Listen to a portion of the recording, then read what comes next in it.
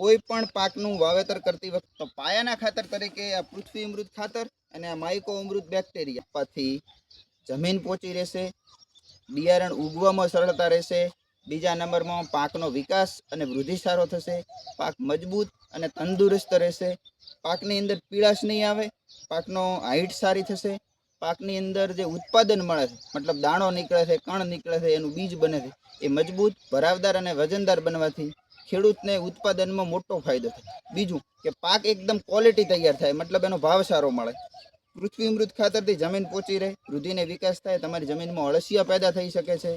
અને પૃથ્વી અમૃત ખાતર વાપરવાથી બીજા ખાતરોનું પ્રમાણ ઘટાડી શકે, મતલબ બીજા ખાતરોથી ઓછા ઉપયોગ કરવાથી તમારા ખર્ચામાં બહુ મોટો ફાયદો થાય.